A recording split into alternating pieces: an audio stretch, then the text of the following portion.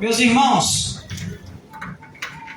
quando nós olhamos para esse texto, os primeiros versículos vão nos fazer entender que Jesus, ele ficou sabendo que os fariseus ouviam falar da sua fama e ouviram falar que ele estava batizando muitas pessoas, estava formando muitos discípulos. E Jesus, em todo o seu ministério, ele sempre teve a preocupação, ele sempre ficou atento com a fama e com os aplausos. Por isso que o capítulo de número 4 e os versículos 1 e 2 vão dizer que Jesus, quando ficou sabendo disso, ele vai se retirar e ele vai ir em direção à Galileia. Quando nós meditamos sobre isso, nós vamos perceber um padrão no ministério de Jesus. Jesus, ele nunca teve um ministério estacionado. Jesus, ele nunca ficou parado esperando o povo vir até ele. Ele nunca ficou estacionado esperando que alguém que precisasse de uma palavra, alguém que precisasse de um milagre, alguém que precisasse de uma mudança fosse até ele. Não. Quando nós olhamos para a Bíblia Sagrada, quando nós estudamos a Bíblia Sagrada, nós vamos perceber que o ministério de Jesus, ele era um ministério que estava em constante movimento. Ora, Jesus estava na Galileia, ora, Jesus estava na Judeia, ora, Jesus estava em Cafarnaum, ora, Jesus estava na terra de Gadara. O ministério de Jesus nunca foi um ministério parado. E eu não creio, eu não acredito que Deus tenha chamado alguns de nós para que fiquemos estacionados. Eu não acredito, na minha fé, eu não acredito que Jesus nos chamou apenas para sermos, para nos tornarmos pregos de banco e ficar estacionados dentro da igreja. Jesus, ele te chamou para que a tua vida entre em movimento. Se há alguém aqui essa noite que chegou neste lugar com o seu ministério estacionado, com o seu ministério parado, com a sua vida espiritual estacionada, Deus me trouxe aqui para te dar um recado. Foi neste culto chamado de louvorzão que ele escolheu para levantar o teu ministério, para levantar a tua chamada. Hoje é o dia que Jesus separou para voltar a movimentar algumas coisas na tua vida. Essa é a noite que Jesus preparou para começar a movimentar a tua história, a tua casa, a tua família, a tua chamada. Só quem acredita nesta palavra, levanta a tua mão para cima, abre essa boca e adora.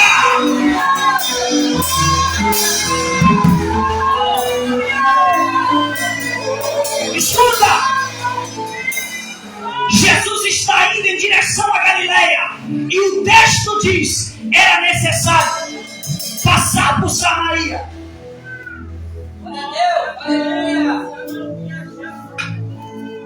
Quando Jesus está indo para a Galileia, o texto diz: era necessário passar por Samaria. E quando ele chega em Samaria, a Bíblia diz que ele vai parar ao lado de um poço para descansar, enquanto os seus discípulos vão até a cidade comprar comida. No horário em que Jesus estava ali parado, uma mulher chega até o poço para tirar água. E quando ela vai tirar água, Jesus inicia um diálogo com ela. tirando água. Jesus inicia uma conversa com ela. E nessa conversa, Jesus ele vai quebrar um paradigma. Porque a Bíblia diz que os judeus, eles não se comunicam, eles não se falam, eles não se relacionam com os samaritanos. Porque o judeu acredita que a sua raça é a raça pura. E os samaritanos são uma raça mestiça, são uma raça misturada com outros povos.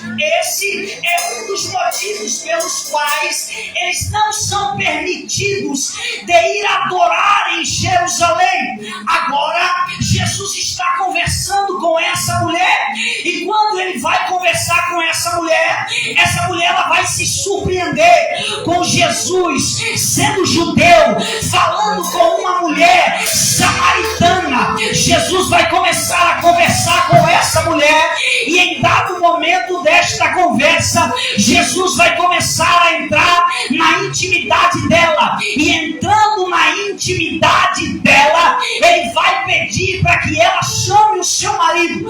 A resposta dela automaticamente mostra que ela sabia quem ela era. A resposta dela mostra que ela sabia quem ela já tinha sido até aquele momento. Eu não sei você, mas eu acabei entendendo que Deus está nos falando que para se lembrar da onde nós viemos, da onde nós fomos, quem nós éramos, é necessário manter a relação com Jesus Cristo. É necessário manter a intimidade com Jesus Cristo. Quem mantém a intimidade com Jesus Cristo sabe da onde Ele o tirou. Quem mantém a intimidade com Jesus Cristo sabe de tudo aquilo que já passou no passado.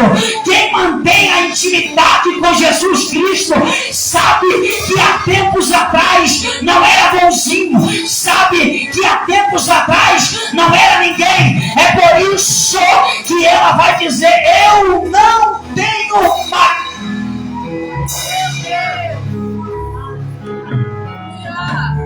Quem se relaciona com Jesus, quando chega num lugar como esse, sabe: eu sou o menor da casa. Quem se relaciona com Jesus, quando chega numa oportunidade como essa, sabe: eu não faço nada. Quem faz é Jesus. Quem conduz é Ele. Quem abençoa é Ele. Quem vivifica é Ele. Quem fala com a igreja é Ele. Quem levanta a igreja é Ele. Quem opera é Ele. Quem faz, opera maravilhas é Jesus. Escuta! A conversa vai continuar. E quando a gente se relaciona com Jesus, não é apenas a lembrança constante na nossa mente de quem nós éramos, através da graça que nós descobrimos. Quando nós nos relacionamos com Jesus, existe uma certa inquietação no nosso coração. E é a mesma inquietação que deu naquela mulher no momento que ela estava conversando com Jesus. Porque para todo judeu, o lugar certo de se adorar é dentro do templo em Jerusalém. Mas todo samaritano, impedido de entrar no templo, adorava no Monte Gerizim. E havia alguns que se questionavam: por que nós não podemos ir lá? Por que nós não podemos adorar no templo? Por que nós não podemos fazer lá? E um dos inconformados era essa mulher. Porque a pergunta dela para Jesus vai nos dar essa conotação: Senhor, vocês dizem que o lugar certo de adorar é lá. Nossos pais sempre adoraram no monte. E agora? Já percebeu? que todo crente que tem relacionamento com Jesus, ele está sempre preocupado se ele está fazendo certo. Todo crente que é bem relacionado com Jesus, ele está sempre preocupado se ele está fazendo correto. Aleluia! É por isso que nasceu dentro dela essa preocupação. Glórias a Deus. Será que eu adorei a minha vida inteira em vão? Será que eu caminhei a minha vida inteira em vão? Meu Deus! Será que da forma que eu fiz não foi a forma correta? Aí agora Jesus vai olhar para ela e vai dizer: mulher, escuta, vós adorais o que não sabeis, nós adoramos o que sabemos. Por quê? Porque nós somos o povo escolhido. Deus nos escolheu para que a salvação venha de nós. Mas a partir deste momento é chegada a hora em que nem no monte, nem no templo adorareis. Escuta, Jesus vai falar para ela que a partir daquele momento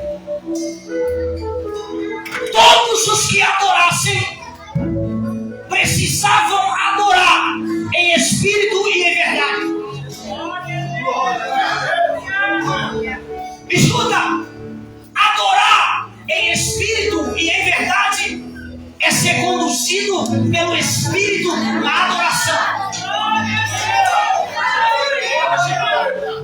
Peraí que eu vou chegar lá. Adorar em espírito e em verdade é ser conduzido pelo Espírito na adoração. Sabe aquela espontaneidade do Espírito? Sabe aquele momento que o Espírito te toca e você não quer saber aonde você está? Você levanta a mão e adora.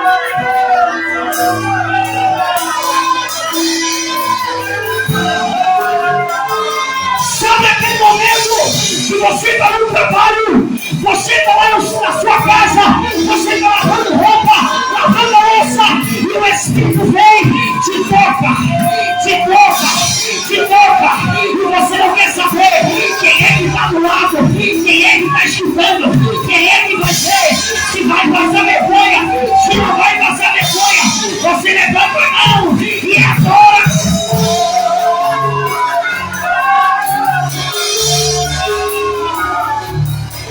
Eu vim aqui para te dar um recado essa noite. Se prepara, porque a partir deste momento o Espírito de Deus vai invadir a tua vida. Se prepara, porque a partir deste momento o Espírito de Deus vai invadir a tua alma.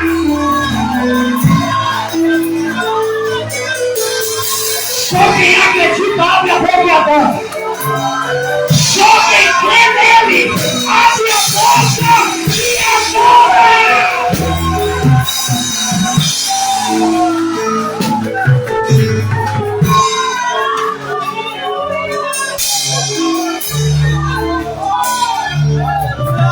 É aquele tipo de adorador que não quer saber se tem comida em casa, que não quer saber se está desempregado, que não quer saber se ganha bem, se o salário está na conta, não está nem aí para nada. Ele só quer levantar a mão e adorar.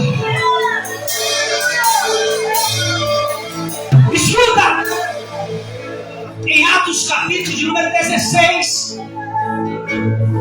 Paulo e Silas estão em uma das suas viagens missionárias, e no caminho Paulo se sentiu perturbado com uma menina com um espírito de adivinha que caminhava atrás deles, até falava a verdade, mas a inspiração era maligna. Enquanto ela berrava atrás deles: esses são homens de Deus. Esses são homens de Deus. Paulo ficou perturbado. Em um dado momento, olhou para trás, se estendeu as suas mãos, repreendeu o espírito, e por causa da libertação daquela moça, Paulo e Silas agora e são aprisionados. Escuta, os dois arrebentados, lanhado de tanto apanhar, lanhado de tanto ser chicoteado. Atos capítulo 16 e o verso 22 vai dizer que Paulo e Silas, do jeito que estavam, daquela forma, daquela maneira, começaram a adorar, começaram a exaltar. Enquanto um cantava, o outro orava.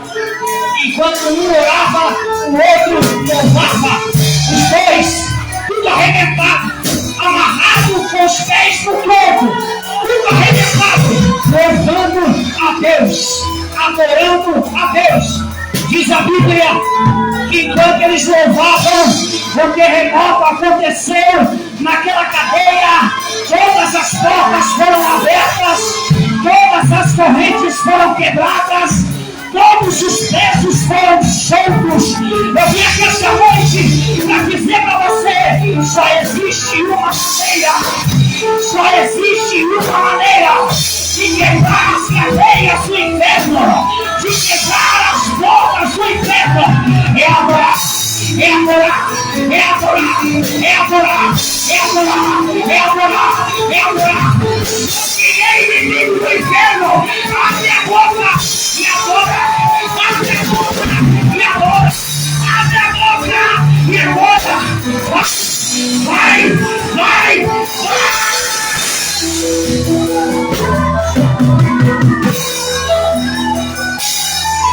Se eu fosse você, eu abria a boca e adorava.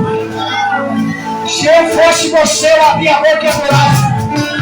Ei, eu estou falando para você que não importa o tamanho do seu problema, a adoração vai resolver. Não importa o tamanho da sua dificuldade, a adoração, a adoração, a adoração, a adoração, a adoração, a adoração vai resolver. Segurando em pé.